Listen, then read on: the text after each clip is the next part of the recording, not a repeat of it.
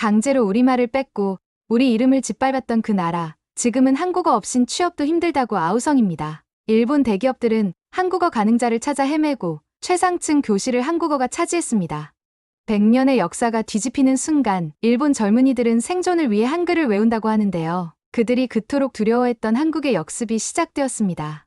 도대체 일본에서 과연 무슨 일이 벌어지고 있는 걸까요? 오늘의 사연 지금 바로 시작합니다. 잠시만요. 딱 3초. 오늘도 마음을 적시는 사연 들어보시기 전에 좋아요와 구독으로 감동의 여정 함께 해주시면 감사하겠습니다. 영상이 끝난 후 댓글로 여러분의 생각을 알려주세요.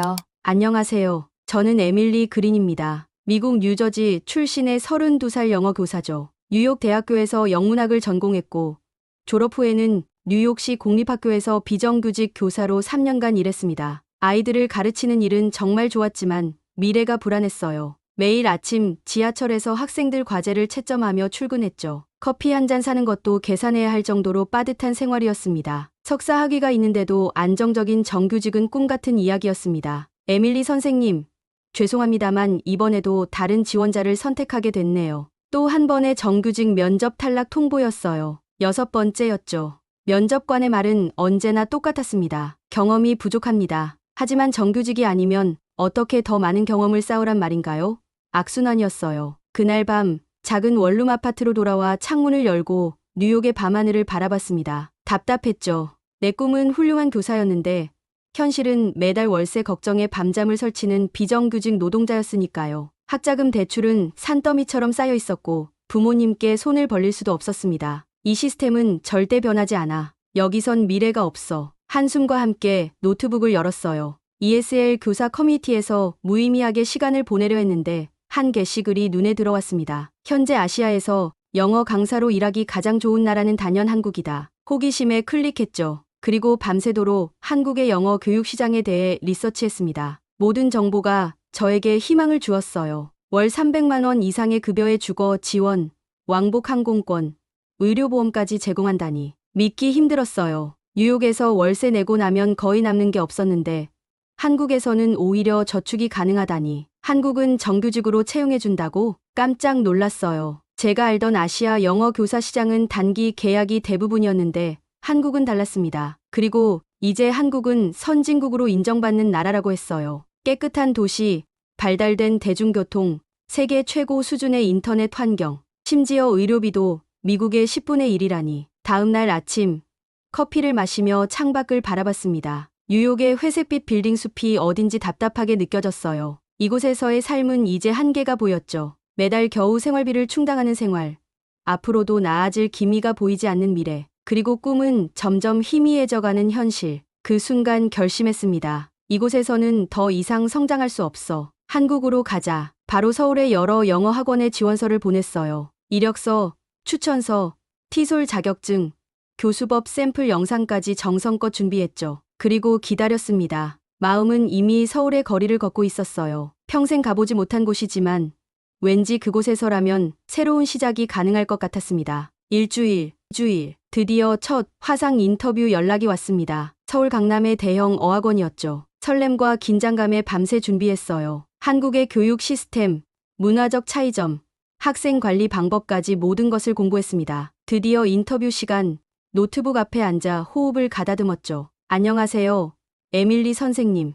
오늘 시간 내주셔서 감사합니다. 인터뷰는 생각보다 훨씬 까다로웠어요. 단순한 자기소개가 아니라 구체적인 교육 방법론, 학생 관리 경험, 문화적 이해도까지 질문받았습니다. 심지어 한국 교육부 정책까지 물어보더군요. 솔직히 당황스러웠죠. 에밀리 선생님, 지원해주셔서 감사합니다만 저희는 좀 더 경험이 풍부한 강사를 찾고 있습니다. 실망스러웠지만 괜찮다고 생각했어요. 아직 3곳이 더 있으니까요. 하지만 2번째, 3번째 인터뷰도 비슷한 결과였습니다. 마지막 학원은 더 직설적이었어요. 요즘은 단순히 원어민이라는 이유만으로 채용하지 않습니다. 한국 학생들의 특성을 이해하고 학부모 상담도 가능한 진정한 교육 전문가를 원합니다. 충격이었어요. 한국은 이제 아무나 들어갈 수 있는 나라가 아니었습니다. 컴퓨터 화면을 끄고 침대에 누워 천장을 바라봤어요. 눈물이 나왔죠. 꿈꾸던 한국은 이렇게 쉽게 잡히지 않았습니다. 에밀리, 미안하지만 너무 낙담하지 마.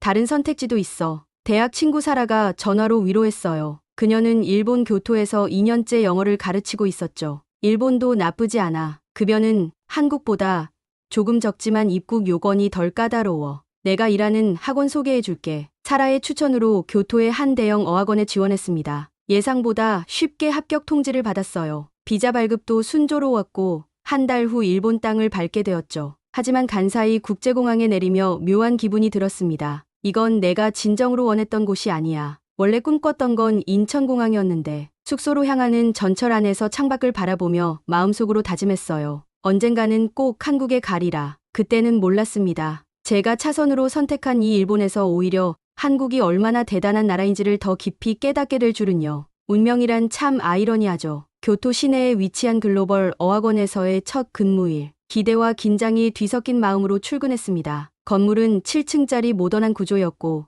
각 층마다 다른 언어를 가르쳤어요. 영어부는 최상층인 7층에 자리하고 있었죠. 원장님의 설명에 따르면 가장 인기 있는 언어라서 최고의 자리를 차지하고 있다고 했습니다. 에밀리 선생님, 영어는 일본에서 가장 중요한 외국어입니다. 7층은 우리 학원의 심장부예요. 한국어부는 4층에 위치해 있었습니다. 그날은 평범한 첫 출근이었어요. 동료 교사들과 인사하고 커리큘럼을 익히고 수업 준비를 했죠. 모든 것이 순조로웠습니다. 하지만 당시에는 알지 못했어요. 이 평범해 보이는 일상이 곧 완전히 뒤바뀔 거라는 것을. 저녁, 작은 아파트로 돌아와 짐을 풀면서 한국에서의 좌절감을 떨쳐내려 노력했습니다. 여기서 경험을 쌓고 다시 한국에 도전하면 돼. 스스로에게 위안을 주었지만 마음 한구석에선 묘한 예감이 들었어요. 뭔가 큰 변화가 시작되고 있다는 느낌이었습니다. 처음 며칠은 전형적인 어학원의 일상이었어요. 학생들은 주로 대학생이나 직장인들이었고 영어 회화를 배우기 위해 7층까지 올라왔습니다. 수업 내용은 일반적인 ESL 커리큘럼을 따랐고 학생들의 태도도 무난했죠. 조금 소극적이지만 성실하게 배우려는 모습이었어요. 일주일쯤 지났을 때 뭔가 이상한 점을 발견하기 시작했습니다. 같은 7층 영어부 내에서도 수강생 수가 날마다 들쭉날쭉했어요. 어떤 날은 제 수업에 학생이 3명밖에 없었죠. 반면 점심시간에 4층을 지나칠 때마다 한국어 강의실은 항상 사람들로 붐비는 듯했습니다. 심지어 수업 시간이 아닌데도 학생들이 모여 대화를 나누고 있었어요. 이게 무슨 상황이지? 궁금증이 생겼습니다. 점심시간, 교무실에서 일본인 동료 요시다 선생님께 물어봤어요. 요시다 선생님, 4층 한국어 수업이 꽤 인기가 있나 봐요. 요시다 선생님은 잠시 커피를 마시다가 대답했습니다. 요즘 한국어 수강생이 급증하고 있어요. 작년에 비해 3배는 늘었을 거예요. 특히 대기업 취업을 준비하는 학생들 사이에서 인기죠. K-팝 한류 때문인가요? 처음엔 그랬을지 모르지만 지금은 달라요. 실용적인 이유죠. 한국어 능력이 취업에 큰 도움이 되니까요.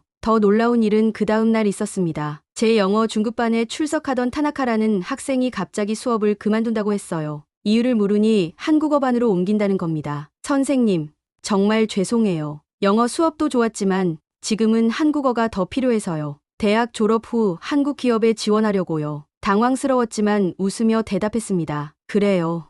어떤 기업인데요?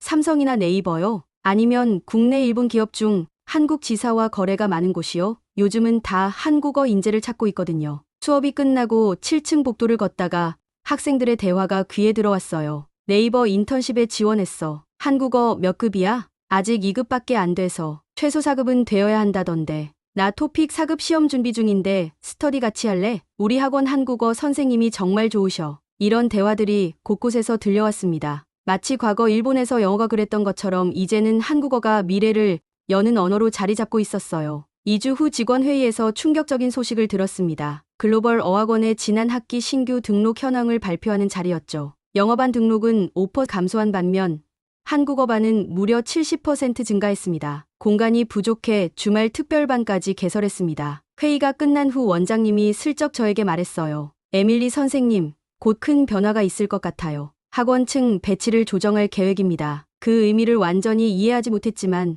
곧 알게 될 거라는 예감이 들었습니다. 그날 밤 아파트로 돌아오는 길에 생각했어요. 뭔가 바뀌고 있어. 일본에서조차 한국어의 위상이 달라지고 있어. 창밖으로 보이는 교토의 전통적인 건물들과 현대적인 빌딩들이 묘하게 대비되어 보였습니다. 이 고도에서조차 한국의 존재감이 점점 커지고 있다니 놀라운 일이었어요. 그때는 몰랐습니다. 이것이 단지 시작에 불과하다는 것을요. 침대에 누워 천장을 바라보며 생각했어요. 내가 가지 못한 한국이 지금 일본에 와 있다니. 아이러니한 상황이었습니다. 하지만 이 변화가 제게 어떤 의미인지는 아직 알 수 없었어요. 다만 한 가지는 확실했습니다. 이 변화의 흐름을 지켜봐야 한다는 것. 그리고 그 흐름이 어디로 흘러갈지 예감이 들기 시작했어요. 여름방학이 끝나고 가을학기가 시작되기 직전 글로벌 어학원 전 직원을 대상으로 비상회의가 소집되었습니다. 회의실에 들어서자마자 긴장된 분위기가 느껴졌어요. 원장님은 평소보다 더 정장을 차려입고 계셨고 임원진들의 표정은 심각해 보였습니다. 여러분,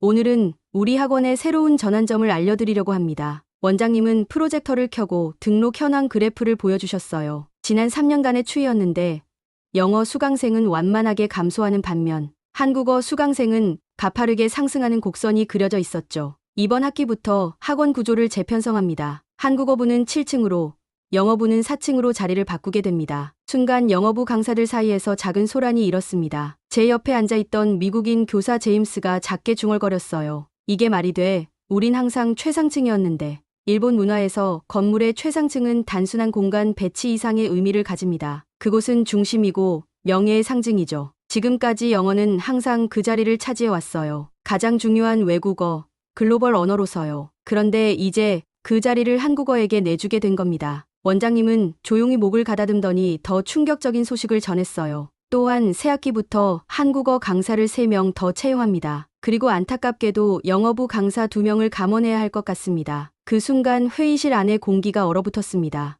영어 강사들은 서로를 힐끗거리며 누가 그 대상이 될지 가늠하고 있었어요. 가장 최근에 합류한 사람으로서 저는 분명 후보 중 하나였죠. 심장이 쿵쾅거렸습니다. 감원 대상은 다음 주 개별 면담을 통해 결정하겠습니다. 모든 영어 강사들의 수업 평가, 학생 만족도, 출근율을 종합적으로 검토할 예정입니다. 한 주 동안 영어부 교무실은 냉전 상태였어요. 평소 친하게 지내던 동료들도 서로를 견제하기 시작했습니다. 누가 더 많은 수업 자료를 준비하는지, 누가 학생들에게 더 인기가 있는지 은근히 경쟁했죠. 제임스는 갑자기 학생들에게 과자를 나눠주기 시작했고, 케이트는 수업 시간보다 30분 일찍 출근해 열정을 어필했어요. 저 역시 주말 내내 새로운 수업 자료를 만들었습니다. 살아남기 위한 생존 게임이 된 거죠. 면담 당일, 원장실 앞에서 차례를 기다리는 동안 손이 떨렸어요. 이제 막 시작한 일본 생활이 이렇게 끝날 수도 있다는 생각에 두려웠습니다. 다행히 저는 감원 대상에서 제외되었어요. 하지만 초급반으로 강등되었죠. 케이트와 톰이 떠나게 되었고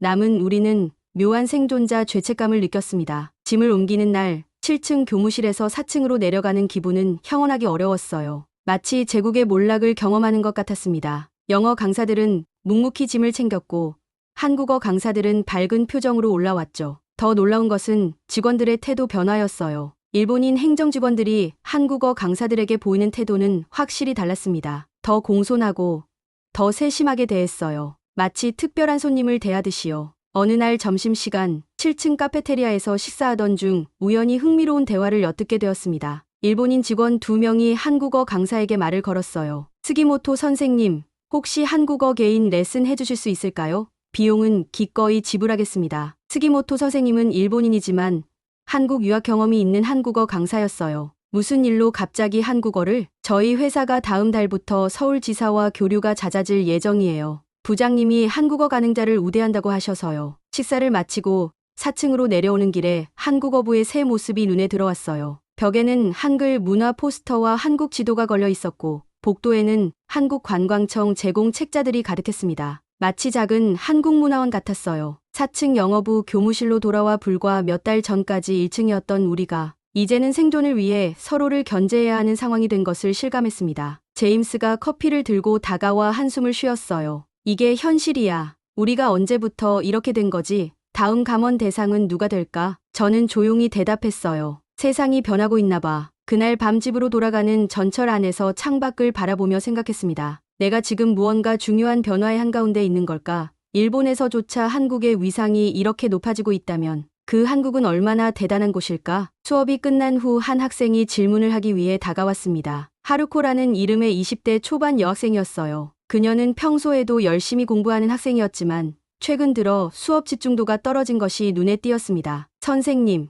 죄송해요. 요즘 영어 공부에 집중하기 어려워요. 무슨 일 있나요? 실은 한국어 공부도 같이 하고 있어서 시간이 부족해요. 호기심이 생겼습니다. 이것은 단순한 대화가 아니라 제가 궁금해하던 현상의 실마리를 풀 기회였어요. 한국어를 배우는 특별한 이유가 있나요?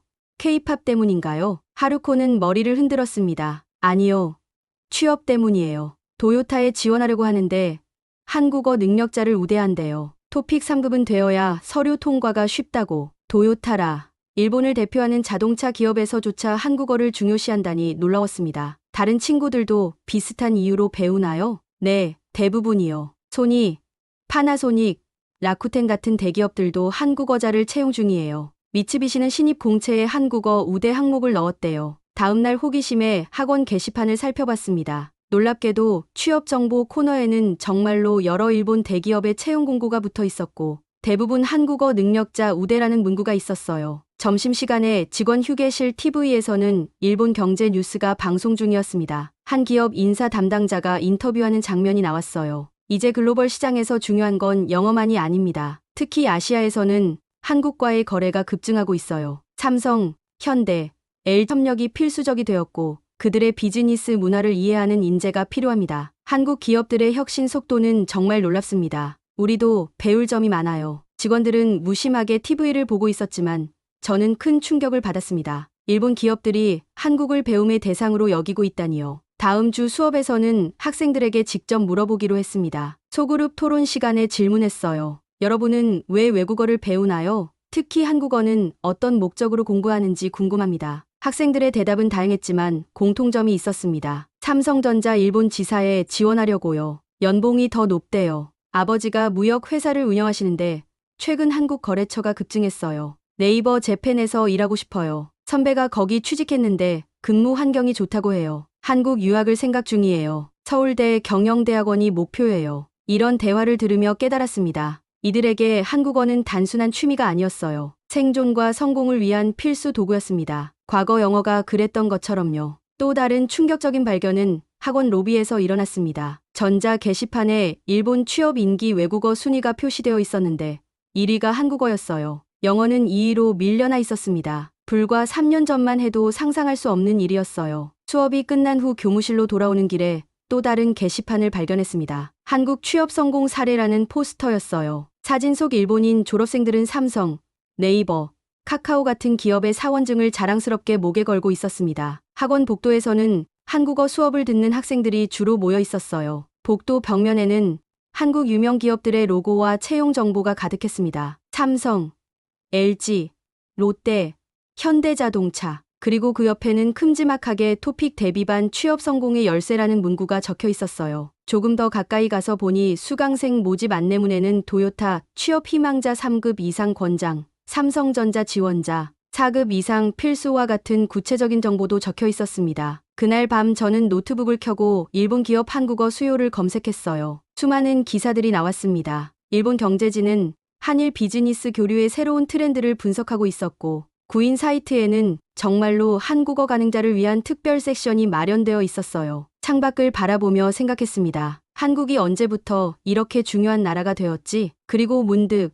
저 역시 한국어를 배워야 할지도 모른다는 생각이 들었어요. 시대의 흐름을 따라가려면 말이죠. 한국에 가려다 일본에 왔는데 결국 한국어를 배우게 될 줄은 몰랐습니다. 운명이란 정말 예측할 수 없는 것 같아요. 아침에 일어나 거울을 보며 생각했습니다. 나도 변해야 하나? 세상이 바뀌고 있고 그 중심에 한국이 있다면 저도 그 변화에 적응해야 했어요. 하지만 그건 단순히 생존을 위한 선택이 아니라 새로운 세계를 이해하고 싶은 호기심에서 비롯된 것이기도 했습니다. 중급 영어회화 수업에서 글로벌 기업 문화를 주제로 팀별 프레젠테이션을 진행했습니다. 아오이, 켄지, 유미로 구성된 팀이 한국 기업의 복지와 근무 환경을 발표하기 시작했어요. 저희가 조사한 기업은 삼성, 네이버, 카카오 세 곳입니다. 스크린에 삼성 디지털 시티가 등장했죠. 넓은 구내 식당에서 직원들이 무료 식사를 하는 장면, 사내 헬스장, 카페, 병원까지 갖춘 시설들이 차례로 소개되었어요. 네이버와 카카오의 사옥도 이어졌습니다. 개방적인 업무 공간, 휴식 공간, 수면실, 게임룸. 놀랍게도 영상 속 직원들은 대부분 정시에 퇴근하는 모습이었죠. 발표가 진행되는 동안 교실 분위기가 묘하게 변했어요. 학생들 표정에는 놀라움과 부러움이 섞여 있었습니다. 점심이 무료라고 우리 아버지는 30년간 도시락 싸가셨는데 유미가 복지 제도를 구체적으로 설명했어요. 첫째, 식대와 교통비 전액 지원. 둘째, 자기 개발비 지원. 셋째, 유연 근무제 및 재택 근무 옵션. 학생들의 눈은 점점 커졌습니다. 일본 기업에서는 보기 힘든 제도들이었으니까요. 한국은 주 52시간 근무제를 시행하며 많은 기업들이 정시 퇴근 문화를 정착시키고 있습니다. 교실 뒤에서 한 학생이 질문했어요. 정말로 정시에 퇴근해도 괜찮나요?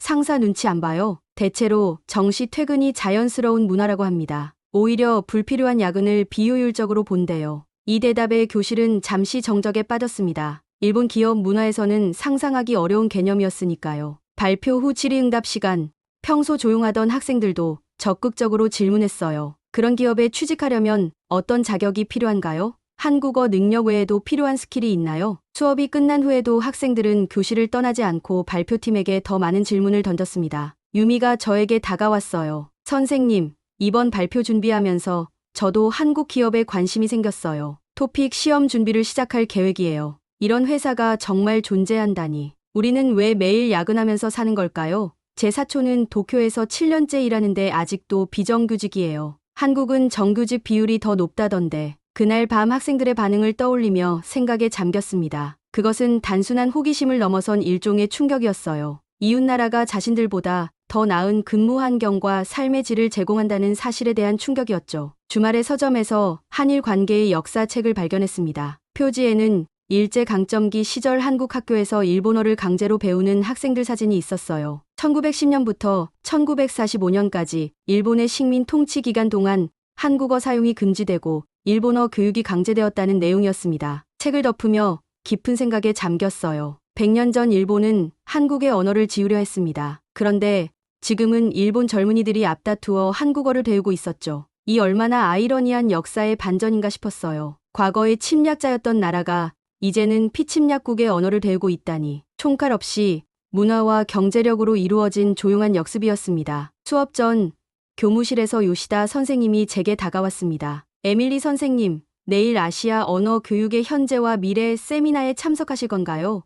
우리 원장님도 패널로 참석하세요. 호기심에 이끌려 다음날 교토교육회관으로 향했어요. 대강당은 교육 관계자들로 가득했습니다. 첫 발표자인 교육부 관계자는 충격적인 통계를 보여줬어요. 중고등학교에서 제2외국어로 한국어를 선택하는 비율이 2020년 대비 300 증가했습니다. 이어 교토대 언어학 교수가 말했습니다. 과거 한국에서는 일본어 학습이 강제되었지만 지금은 일본에서 자발적으로 한국어를 배우고 있습니다. 이는 단순한 트렌드가 아닌 경제적, 문화적 힘의 이동을 보여주는 사회적 지표입니다. 세미나 후 로비에서 원장님과 마주쳤어요. 교토 전역 어학원들이 한국어 강사를 찾아 헤매고 있어요. 수요는 폭증하는데 공급이 따라가지 못하는 상황이죠. 전철로 돌아오며 생각했습니다. 이건 단순한 언어 트렌드 변화가 아니었어요. 역사의 수레바퀴가 돌아가는 순간을 목격하고 있었습니다. 다음 날 또 다른 충격적인 소식이 들려왔어요. 영어부에서 2명이 더 감원된다고 했습니다. 이번엔 제가 포함될 가능성이 높았죠. 교무실 분위기는 무거웠어요. 제임스는 다른 학원에 이력서를 보내고 있었고 세라는 호주로 돌아갈 계획이었습니다. 모두 살아남기 위한 방법을 찾고 있었어요. 점심시간 학원 로비에서 새 홍보 포스터를 발견했습니다. 취업 성공률 1위 한국어라는 제목 아래 일본 대기업에 취직한 졸업생들의 사진과 성공 사례가 소개되어 있었어요. 포스터 하단의 문구가 가장 눈에 띄었습니다. 이제 한국어는 선택이 아닌 필수입니다. 그 순간 머릿속에서 뭔가가 딸깍하고 맞춰지는 느낌이 들었어요. 세상이 변하고 있었고 저는 그 변화에 적응해야 했습니다. 같은 날 또 다른 게시판을 발견했어요. 한국 취업 성공 사례라는 포스터였습니다. 사진 속 일본인 졸업생들은 삼성, 네이버, 카카오 같은 기업의 사원증을 자랑스럽게 목에 걸고 있었어요. 복도 벽면에는 한국 유명 기업들의 로고와 채용 정보가 가득했습니다. LG, 롯데, 현대자동차, 그리고 그 옆에는 토픽 대비반 취업 성공의 열쇠라는 문구가 적혀 있었어요. 가까이 가서 보니 안내문에는 도요타 취업 희망자 3급 이상 권장, 삼성전자 지원자 4급 이상 필수와 같은 구체적인 정보도 있었습니다. 그날 밤 노트북으로 한국 취업을 검색했어요. 영어 원어민으로서 한국어를 할 수 있다면 다양한 기회가 열린다는 정보가 눈에 띄었습니다. 도쿄 한국문화원 홈페이지에서 한국어 강좌를 확인했더니 대부분 대기자 접수 중이었어요. 그만큼 수요가 많다는 증거였죠. 창밖을 바라보며 깊은 숨을 내쉬었습니다. 인생의 갈림길에 서 있다는 느낌이 들었어요. 이대로 영어 강사로 계속 불안한 나날을 보낼 것인가 아니면 새로운 도전을 할 것인가. 선택의 시간이었습니다. 결심했어요. 한국어를 배우기로. 단순히 일자리 유지를 위해서가 아니라 이 변화의 물결에 능동적으로 참여하고 싶었습니다. 새로운 세계가 열리고 있었고 저는 그 문을 열어보고 싶었어요. 다시 한국 학원에 지원하기로 마음먹었습니다. 이번엔 전략을 달리했어요. 자기소개서에 한국어 학습 중이라고 명시했죠. 어차피 면접까지 한 달은 있으니 그때까지 기초라도 배워야겠다고 결심했습니다. 아파트로 돌아와 서랍에서 한국어 기초 교재를 꺼냈어요. 몇 주 전에 충동적으로 구입했지만 아직 펴보지도 않았던 책이었죠. 첫 장을 펼치자 한글 자모음표가 눈에 들어왔습니다. 낯설지만 신기하게도 체계적으로 보였어요. 가, 나, 다, 나. 소리내어 읽어보았습니다. 발음이 어색했지만 묘하게 즐거웠어요. 마치 새로운 세계로 들어가는 문을 여는 것 같았습니다. 1시간, 2시간. 시간 가는 줄 모르고 공부했어요. 안녕하세요. 저는 에밀리입니다. 첫 문장을 완성했을 때의 성취감이란 이렇게 기분 좋았던 적이 언제였을까요? 창밖으로 보이는 교토의 밤하늘이 어느 때보다 아름다워 보였어요. 그날 밤 한국 영화 한 편을 보기로 했습니다. 물론 거의 이해하지 못했지만 한국어의 리듬과 억양이 점점 귀에 익숙해지는 느낌이었어요. 2주 후 영어부 교무실에 앉아 있을 때 원장님이 부르셨습니다. 에밀리 선생님, 잠시 이야기 좀 할까요? 아, 드디어 그 시간이 왔구나. 감원 대상이 된 거겠지. 마음의 준비를 하고 원장실로 향했어요. 에밀리 선생님이 한국어를 공부하고 있다고 들었어요. 놀라서 고개를 들었습니다. 누가 알려준 걸까요? 최근에 시작했어요. 원장님은 의외의 제안을 하셨어요. 우리 학원에서 새로운 프로그램을 시작하려고 해요. 영어로 배우는 한국어 코스예요. 영어와 한국어를 모두 다루는 선생님이 필요한데 관심 있으신가요? 순간 심장이 빠르게 뛰었습니다. 이건 예상치 못한 기회였어요. 물론이죠. 정말 관심 있습니다. 원장님은 미소를 지으셨습니다. 좋습니다. 한국어 실력을 더 키우셔야 할 테니 학원에서 지원해 드릴게요. 우리 한국어 선생님들과 함께 공부하실 수 있어요. 그날 밤 흥분된 마음으로 한국어 공부에 몰두했어요. 이제는 단순한 취미가 아니라 제 커리어의 중요한 부분이 될 것이었습니다. 매일 아침 일어나 한국어 공부로 하루를 시작했어요. 점심시간에는 한국어 선생님들과 함께 식사하며 회화 연습을 했고 저녁에는 한국 드라마를 보며 귀를 훈련시켰습니다. 놀라울 정도로 빠르게 실력이 늘었어요. 한 달 후 서울의 한 학원에서 면접 제안을 받았습니다. 화상 면접이었는데 한국어로 간단한 자기소개도 할 수 있었어요. 면접관의 눈빛이 달라지는 것을 느꼈습니다. 한국어를 배우시는 열정이 정말 대단하시네요. 언제부터 공부하셨어요? 2달 전부터요. 하지만 매일 8시간씩 공부하고 있어요. 면접 결과는 합격이었습니다. 3달 후 서울로 향하는 비행기 티켓까지 예약했어요. 꿈만 같았습니다. 교토에서의 마지막 날, 창밖으로 보이는 풍경을 바라보며 생각했어요. 한국에 가려다 일본에 왔고 결국 일본에서 한국어를 배워 한국으로 가게 되다니. 노트에 이 문장을 적으며 미소 지었습니다. 한국어는 이제 선택이 아니라 살아남기 위한 언어입니다. 일본에서 저는 매일 그것을 보고 있습니다. 어쩌면 제 인생의 새로운 장이 곧 시작될지도 모른다는 기대감이 가득했어요. 100년 전 지우려 했던 언어가 이제는 아시아의 새로운 힘으로 떠오르고 있었고 저는 그 흐름 속에서 제 길을 찾아가고 있었습니다. 과거의 침묵은 끝났습니다. 이제 한국어는 말하는 자의 미래를 만듭니다. 그리고 저는 그 언어를 선택했어요. 하늘을 올려다보며 생각했습니다. 서울에서의 새 출발. 이젠 정말 제가 원했던 곳으로 가게 됐어요. 한국어가 저를 그곳으로 인도했습니다. 오늘의 사연은 여기까지입니다. 오늘 사연에 대해서 어떻게 생각하시나요? 댓글로 여러분의 생각을 나눠주세요. 여러분의 한마디가 큰 힘이 됩니다. 마지막으로 구독과 좋아요 잊지 않으셨죠? 감사합니다.